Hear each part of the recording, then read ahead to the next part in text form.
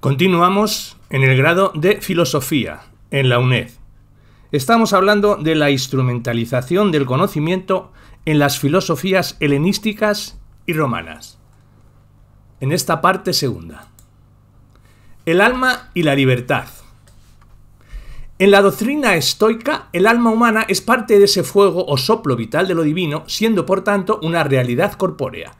Se distingue en ella la razón, que gobierna y rige los sentidos, el semen o principio espermático y el lenguaje.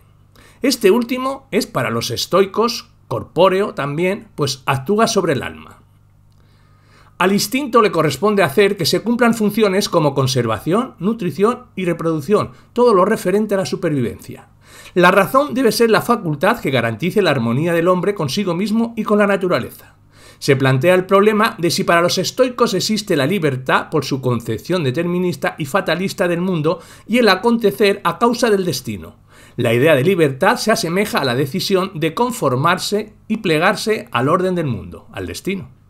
La libre autodeterminación, característica del sabio, consiste en identificar cuál debe ser su función en la vida y relacionarla con la necesidad del mundo. Crisipo introdujo un argumento que atenuaba ese fatalismo y partía de la distinción entre causas fundamentales, que son las que actúan con necesidad absoluta, y causas concominantes, que son susceptibles de verse influidas por nuestras decisiones. Es aquí donde se deja un espacio a la decisión personal. La concepción ética y política. El deber y la virtud. Para los estoicos, el fin del hombre y el sentido de su existencia es realizar la armonía entre él y la naturaleza por medio del uso y desarrollo de su razón. El deber se define como la acción conforme a la razón, que debe ser la norma fundamental de la vida de un sabio. Si se produjeran circunstancias que no hiciesen posible actuar a la razón, entonces lo razonable y por tanto el deber del sabio es dejar la vida y suicidarse. Séneca, Zenón de Citium. La virtud es el medio para lograr el bien supremo, que consiste en el estado de paz y serenidad que se alcanza con el hábito de elegir lo que manda el deber. La virtud es la sabiduría, que se despliegan en acciones diversas, como prudencia, justicia, fortaleza y templanza. Estas virtudes son bienes que representan los medios para la realización en los seres humanos. Males son las actitudes y hábitos opuestos a ellas. Junto a las virtudes y los vicios hay cosas como la salud, el placer, la belleza, la riqueza o el poder, y sus contrarios, que no son para los estoicos ni bienes ni males, sino, desde el punto de vista ético, cosas diferentes. El dominio de las pasiones, la ataraxia. Para lograr la ataraxia es preciso prescindir de manera absoluta de las emociones y las pasiones. Los estoicos piensan que las emociones alteran la tranquilidad del ánimo. Son como enfermedades en las que el sabio no se debe contagiar, sino que debe ser indiferente y apático. Sentir emociones y dejarse llevar por ellas es cosa de necios. Los estoicos consideran que las emociones y las pasiones no cumplen ninguna función positiva en el orden racional del mundo. Para el cumplimiento de ese orden están los instintos y, en el caso de los humanos, la razón. Por eso niegan que las emociones se originen por causas naturales y las comprenden como errores a evitar. La ataraxia es ausencia de turbación a la disposición del ánimo propuesta por epicúreos, estoicos y escépticos, gracias a la cual un sujeto, mediante la disminución de la intensidad de sus pasiones y deseos y fortaleza frente a la adversidad, alcanza el equilibrio y finalmente la felicidad, que es el fin de estas tres corrientes filosóficas. El derecho natural. El orden racional que rige la vida del ser humano debe regir del mismo modo para la vida social, por lo que las leyes que se derivan de este orden han de ser reconocidas como leyes naturales, que tienen vigencia por encima de sus aplicaciones concretas en las diversas ciudades o pueblos. Esto dará lugar a la larga tradición del derecho natural y a los fundamentos de las doctrinas del derecho. Idea base del cosmopolitano hace que el estoico no sienta pertenencia a ninguna ciudad, sino que se considere como un ciudadano del mundo, que cumple en todos los sitios la misma ley que rige y gobierna para todos. Ser libre o esclavo no es un sistema de dominación de unos sobre otros, pues es contrario a la naturaleza, sino será en función de la sabiduría o ignorancia con la que los seres humanos viven o no de acuerdo con su naturaleza. El estoicismo propelló así de cierta cobertura ideológica a la nueva situación histórica que se produjo con el rebasamiento de las polis griegas que perdieron su vigencia a partir de Alejandro Magno y después con el Imperio Romano. Por eso, los autores cristianos basarán la ley natural en el principio de igualdad sobrenatural de todos los hombres como hijos de Dios. El estoicismo del periodo romano. Séneca. Séneca nació en Córdoba, en los primeros años de la era cristiana, maestro y consejero de Nerón. Se quitó la vida cuando perdió su favor. Nos han llegado a través del tiempo sus escritos sobre cuestiones naturales, tratados de contenido moral y 20 libros de cartas a Emilio, en las que Séneca insiste sobre el carácter práctico de la filosofía. Su filosofía se puede definir como estoicismo eclético. El pensamiento de Séneca se manifiesta en la nueva tendencia de la filosofía de acercamiento a lo religioso. Para Séneca, el ideal estoico del sabio es buscar dentro de sí mismo la verdad, muy cerca del concepto neoplatónico y cristiano del saber como búsqueda o contemplación de lo divino dentro de sí. Séneca tiene una concepción de Dios que lo diferencia de los estoicos precedentes. La razón del mundo es Dios, que se muestra dentro de todo hombre y con la que los seres humanos pueden entrar en relación. Esta idea de Dios va unida a la de fraternidad, así como a la de inmortalidad, en unos términos que le acercan de modo significativo a las doctrinas cristianas. Comparte el ideal estoico del sabio de buscar la ataraxia para conseguir la felicidad frente al necio, que se deja contagiar por las emociones y pasiones. Tiene cierta insistencia en el parentesco universal entre los hombres. Forman un solo cuerpo y tienen por naturaleza el mismo fin. Epícteto. Nació hacia el 50 después de Cristo. Fue esclavo de Epafrodito, liberto de Nerón. Vivió en Roma cuando Domiciano expulsó a través de un edicto a los filósofos. Fundó en Nicópolis de Epiro una escuela donde estudió Flavio Arriano, que recopiló en 8 libros sus diatrabas y disertaciones. Se ha conservado su manual, un breve catecismo moral que resume el contenido de las disertaciones. En su filosofía se hace presente el interés de la época por la religiosidad en términos cercanos al cristianismo. En el Imperio Bizantino, siglos después, el manual de Epícteto fue empleado para la educación de los cristianos, ya que muchas de sus doctrinas eran asimilables a los mensajes evangélicos. La diferencia es que Epícteto considera que el ser humano puede lograr la perfección moral con la simple razón, mientras que para el cristianismo será necesaria la gracia, debido al estado de corrupción de la naturaleza tras el pecado original.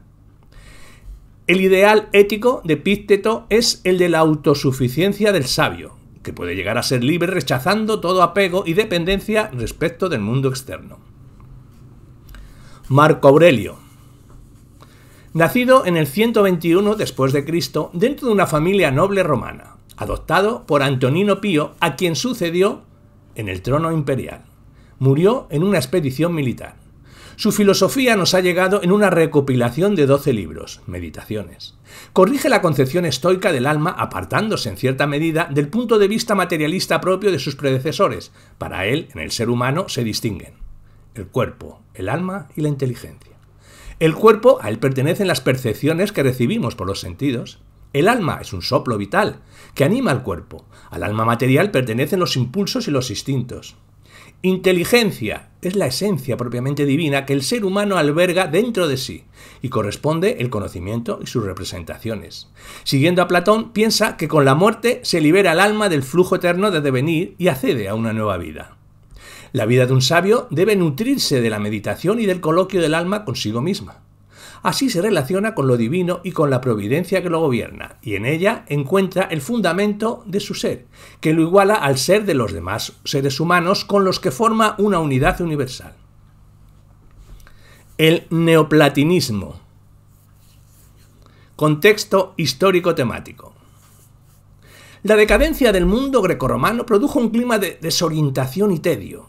Un afán de experiencias más puras y elevadas que las proporcionadas por el lujo y la satisfacción de las pasiones. Las enormes diferencias que traía consigo el estado social del imperio hicieron que la mirada de millones de seres que se veían excluidos de los bienes terrestres se volcara en el deseo de un mundo mejor. Se despierta un afán de alcanzar la felicidad y un impulso religioso sin igual. Este estado social se manifiesta en la acogida de cultos exóticos y en la mezcla de religiones, doctrinas soteriológicas, orientales y occidentales que aparecen. La preocupación del hombre será la búsqueda de la salvación más allá del mundo de los sentidos. Se recogen y reelaboran elementos de toda filosofía anterior y se impone la necesidad de ofrecer una doctrina capaz de satisfacer no solo el impulso religioso, sino también a la razón. La investigación filosófica se pone al servicio del religioso. En el neoplatonismo se reconoce la coexistencia de dos órdenes de problemas: el problema religioso y el filosófico. En el religioso es el que pregunta por el destino del alma y los medios de restaurarla a su estado primitivo, y el problema filosófico que pregunta por la estructura y explicación racional de la realidad. La filosofía del neoplatonismo tendrá un fundamento antropológico, una hipóstasis a nivel metafísico y cosmológico de la experiencia espiritual y religiosa del alma. Alma y universo en las tradiciones helenísticas. Común a las religiones mistéricas y doctrinas soteriológicas de la época era la concepción de la vida humana, como una vida disminuida y precaria por obstáculos debido al cuerpo y a las pasiones. Tiene sus precedentes en la tradición órfico-pitagórica, que es recogida por Platón en su Metafísica. En esta época se distinguen una serie de dualismos dominantes. Vamos a nombrarlos. A. El dualismo antropológico, que distingue en el hombre una parte material y otra espiritual. La parte más importante del hombre es el alma. B. El dualismo metafísico. Distingue entre lo sensible y lo suprasensible, desde un punto de vista valorativo de perfección divina y maldad terrenal. C. El dualismo ético, que separa la interioridad del hombre como camino de la verdad y la perfección, de la disipación en el mundo de los sentidos como vía de perdición. Y por último, el dualismo entre espíritu y materia, el espíritu. El espíritu es lo puro, siempre idéntico a sí mismo, lo eterno e inmutable, lo divino, a lo que se aspira. La materia es lo cambiante y perecedero, lo que sujeta al hombre a necesidades y pasiones, lo malo, de lo que se huye. La función específica de la religión es salvar el alma, purificarla mediante el recogimiento interior y desprenderla progresivamente del cuerpo que la aprisiona y mancha. El alma puede estar animada por un doble movimiento, de ascenso y de descenso. El primero de evasión del cuerpo, de purificación, y el segundo de caída en el cuerpo, de impureza y olvido de su más íntima naturaleza. Para la mente realista de la época, el ascenso y el descenso no eran solo una transformación íntima y espiritual del alma, sino un verdadero cambio de lugar, un viaje a través del mundo. Los precursores. El neopitagorismo. Comienza en el siglo I a.C. Aparecen escritos y autores que se interesan por una conciliación de elementos a las tradiciones orientales con las concepciones del pensamiento grecorromano. Nombramos a Hermes Trismegisto, que relaciona la religión griega con la egipcia. Es la idea que comienza a extenderse. No es posible considerar a Dios como la causa única del mundo, porque en tal caso no se puede dar razón a la existencia del mal, y como responsable del mal señala a la materia. Dios queda situado por encima del mundo de modo absoluto. Para explicar su relación con el mundo es necesario establecer divinidades intermedias o demonios. Desarrollan esta idea al mismo que cultivan la filosofía pitagórica, entre ellos Nigidio y Apolonio de Tiana. Nicomano de Geresa o Numenio de Apanea. Plutarco. Nació en el año 45 después de Cristo. Desde el 66 vive en Atenas, dedicado a enseñar y a escribir. Abundante cantidad de obras son exposiciones y comentarios de las filosofías de Platón, del estoicismo y del epicureísmo. Escribió Vidas paralelas, biografía de ilustres hombres griegos y romanos, numerosos escritos de ética, física, religión y psicología. La importancia de Plutarco se debe al hecho de que a través de sus múltiples obras han podido ser mejor conocidos los movimientos filosóficos de la antigüedad. Sigue la tradición de la separación entre Dios y el mundo y el establecimiento de divinidades intermedias. Rechaza la materia como causa del mal y la atribuye a un principio indeterminado que acaba siendo dominado por Dios. Su pensamiento es un sincretismo. Filón de Alejandría. Nació entre el 30 y el 20 a.C. Fue embajador judío en Roma ante Calígula. Interpretaciones alegóricas de la Biblia y un intento de conciliación en el pensamiento judío y griego. Sus principales aportaciones son la idea de Dios como trascendencia absoluta respecto a todo lo que el hombre conoce o puede conocer. La doctrina del logos como intermediario entre Dios y el hombre. La idea de que el fin del hombre en su unión con Dios. Y la idea de la mediación. Los poderes mediadores entre la divinidad y el mundo, que son las ideas, ángeles de conformidad con la religión judía. Las ideas ya no son entidades separadas e independientes al modo platónico, sino pensamientos de origen divino equivalentes a un principio espiritual creador. Este concepto de espíritu como principio creador y autónomo se va a compartir y convertir en el pensamiento fundamental de la metafísica neoplatónica. Las energías activas que modelan la materia, de acuerdo con su finalidad, son fuerzas independientes encargadas de construir y mantener el mundo, tratando de evitar un contacto directo entre Dios y él. Un mundo concluso en sí mismo en el que rige la pluralidad y el movimiento del que deriva la escala de los seres. En este mundo, y entre él y la divinidad invariable, debe existir un ser intermediario, superior. Las ideas de las ideas, el logos, la razón, que proviene de la divinidad, y fuerza creadora de la más alta realidad, que son las ideas. Ni increado como Dios, ni creado como los espíritus. Es más bien el segundo Dios. Por mediación de él ha creado Dios el mundo y a la inversa. Es el intermediario máximo que por sus intersecciones establece los vínculos entre el hombre y la divinidad. Es posible conocerle, mientras que Dios mismo escapa a toda suerte de determinaciones conceptuales y permanece incognoscible. De esta forma se distinguen trascendencia e inmanencia de Dios, a modo de potencias diferenciadas para permanecer no obstante unidas. El Logos como Dios mundano es la morada del Dios ultramundano. La escuela neoplatónica. Esta es la corriente del pensamiento en la que mejor tomó cuerpo la orientación religiosa que prevaleció en la filosofía antigua durante la época alejandrina. Intentó explicar las verdades religiosas mediante una explicación racional, separándose en esto de manera decidida de la filosofía de Platón. En esta doctrina vinieron a confluir profusión de doctrinas y religiones, mezclándose en ella, sobre todo, el neopitagorismo y un cierto platonismo heterodoxo. Ofrecía una doctrina derivada de la práctica religiosa de los misterios pitagóricos. De la interpretación heterodoxa de Platón se recogerá la consideración de las ideas, no ya como sustancias inmateriales e independientes, sino como productos espirituales de la actividad pensante de un principio divino. El fundador de esta escuela fue Amonio Sacas, 175-242 después de Cristo. No hay escritos. Fue porteador. Enseñaba en Alejandría la filosofía de Platón. Entre sus discípulos estuvo Orígenes y Casio Longino, del que ha llegado un escrito apócrifo, de lo sublime. El verdadero fundador de esta doctrina fue Plotino. Nació en Licópolis, Egipto, en el 203 o 205. Se enroló en la expedición del emperador Gordiano contra los persas para conocer sus doctrinas y creencias. A su vuelta de Roma, creó una escuela de gran éxito entre aristócratas y senadores. Destacó entre sus admiradores el emperador Galieno y su mujer Salónica. Murió en Campania a la edad de 66 años. Discípulos de Plotonio. Tendríamos a Porfirio, Jamblico, Procolo, Simplicio, Boecio. El sistema de Plotonio. El mundo como proceso metafísico. A Plotonio se le debe el sistema neoplatónico, que sintetiza elementos importantes de las doctrinas anteriores, estoicismo, pitagorismo y platonismo, en un intento de construir un esquema racional de la realidad que respondiera a la necesidad religiosa y mística de la época. Otros autores de esta línea son Porfirio, Jámblico, Proclo o Boquio.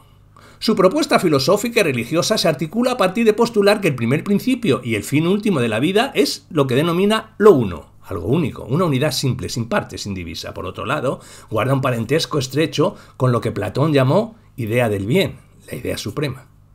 Lo uno está por encima de todo, es algo propiamente incognoscible, no puede ser definido, pues carece de propiedades que lo caracterizan y por eso escapa a los intentos conceptuales de atraparlo o de limitarlo. Lo uno es lo más puro, lo perfecto, lo supremanente, eterno. Todo procede de él proviene todo. No por creación desde la nada, todo sale de lo uno por emanación. El proceso de emanación implica un descenso, una degradación. En él, lo superior, lo de arriba, lo que posee mayor entidad, va dando paso paulatinamente a lo inferior. En este proceso, por lo tanto, reina una estricta y rígida jerarquía. Explicar el mundo como procediendo de Dios, el nous o mundo inteligible. ¿Qué es lo primero que emana del uno? El mundo inteligible platónico. Un reino ideal de esencias eternas.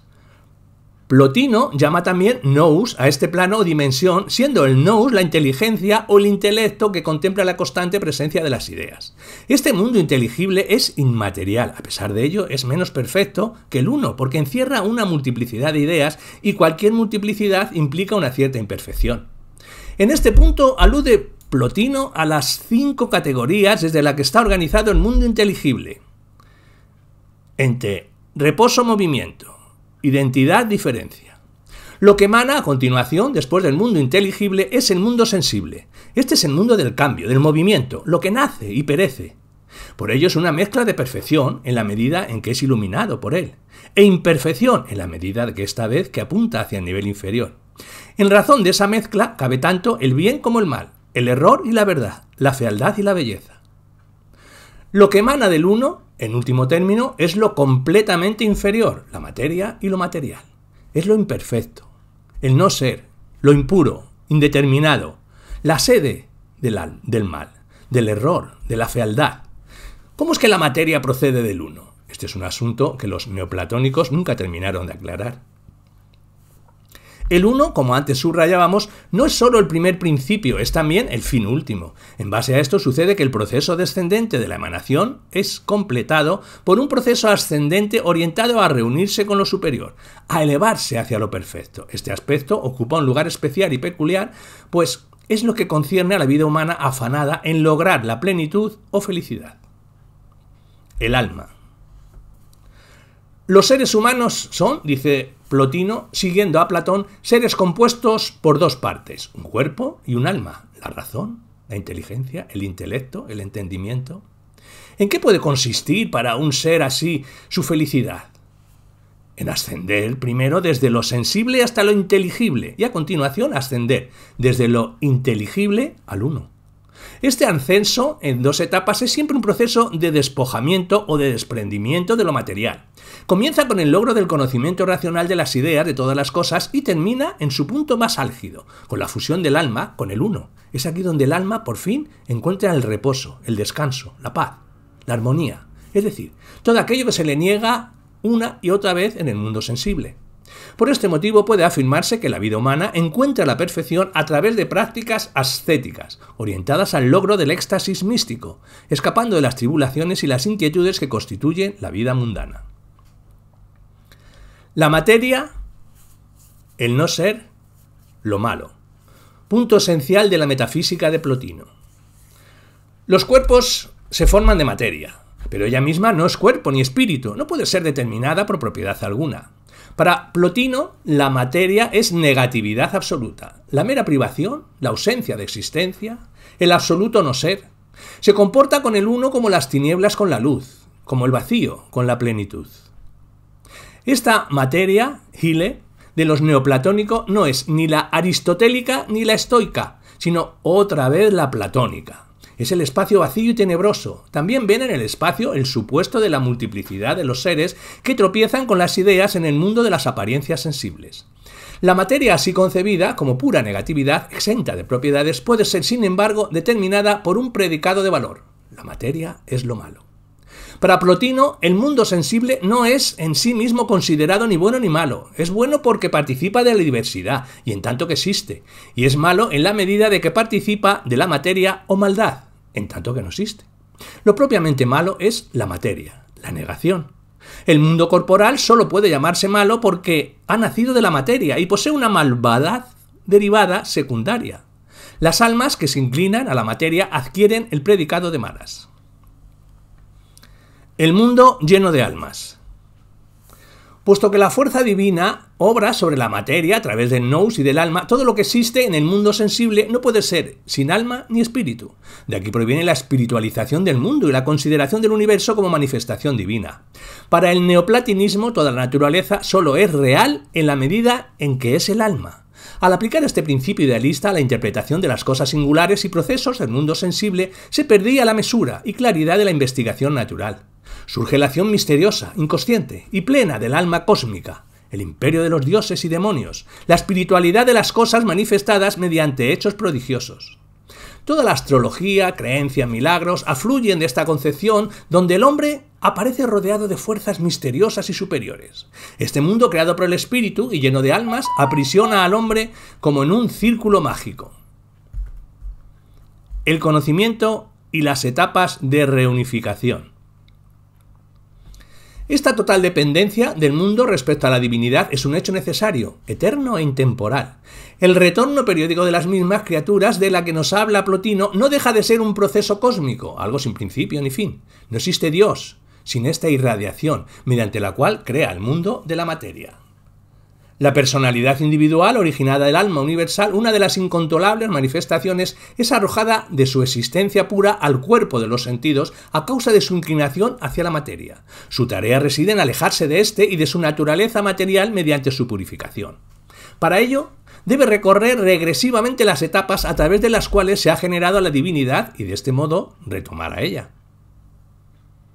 Y nombraríamos la virtud civil o política, por la cual el hombre se hace valer como potencia racional, creadora en el mundo de la experiencia, el ascenso a la virtud dianoética del conocimiento, por obra de la cual el alma se sumerge en su propia vida espiritual, y el arrobamiento o éxtasis, en el cual el individuo se unifica con el principio cósmico, perdiendo su consciencia, la felicidad y bienaventuranza del individuo en su caída en el todo uno.